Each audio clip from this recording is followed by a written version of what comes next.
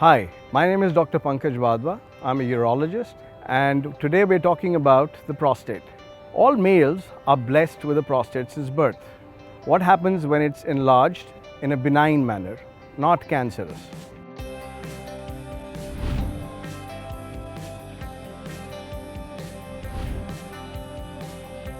So the prostate gland is an accessory sexual organ which is there since birth and starts growing only after men hit puberty. And sometime around the age of 50, it will start growing a bit more. It's in a benign fashion, which is non-cancerous, and that can cause certain amount of discomfort while passing urine.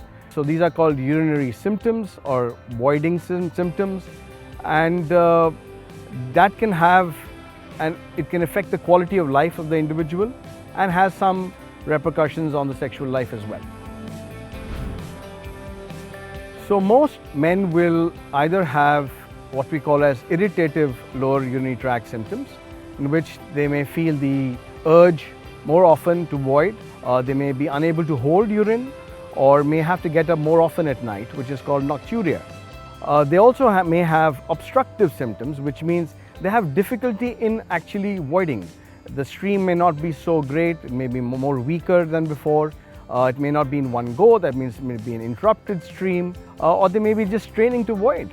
And they may also feel a hesitancy. Starting urination could be a problem for quite a few. They may take longer to pass urine, and they may have a sensation of not having really emptied the bladder. The problem really starts appearing around about 50, but that's not a norm, it's not a rule.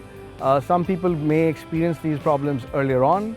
Some people may experience these problems much later than their other peers. And a lot of it has to do with their genetics. So if somebody's father had a prostatic issue, then they're likely to have a prostatic issue. However, there are environmental factors. There is sedentary lifestyle will cause more chances of having a prostate issue, as well as the diet. A more vegan diet would probably be more helpful in the long term. Once a person perceives these symptoms or these problems, they need to visit a urologist, who will then need to perform some basic tests to see whether the prostate is actually enlarged in size and whether there is, what is the size that it has achieved. A simple ultrasound would do that.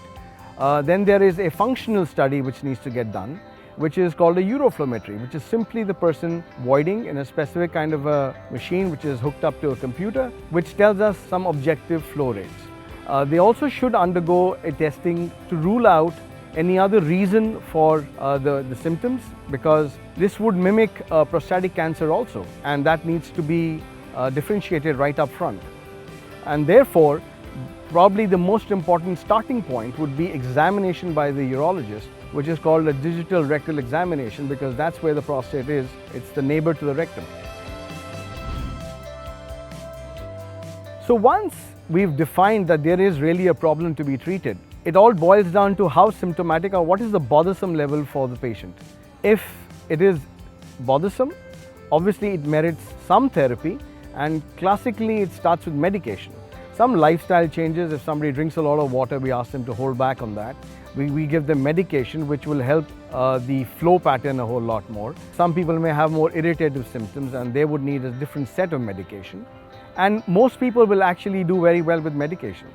It's the small fraction of them who will not respond to it and may need something more, which could be in the form of surgery or newer alternative surgical methods which are less invasive. So it's a very need-based treatment.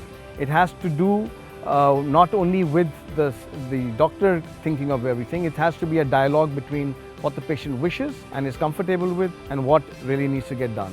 There are, however, some reasons where we would need to intervene. If it's starting to cause trouble, that the kidneys are getting affected, if there's swelling in the kidneys, or if the person is developing repeated episodes of blood in urine or repeated episodes of infection, the amount of urine left over is just far too much, more than 150 mils, that would probably require some form of intervention rather than just medication. If left untreated, then it can have bad effects on rest of the organs of the body. Primarily, it could make the bladder weaker. Bladder is an organ which not only stores urine but also pumps urine. So if it has to continuously work against an outlet obstruction, as we call it, it may affect the bladder, and therefore that may get weaker. It could make the kidney swell, and that can cause kidney failure. These are the two main things which would get involved.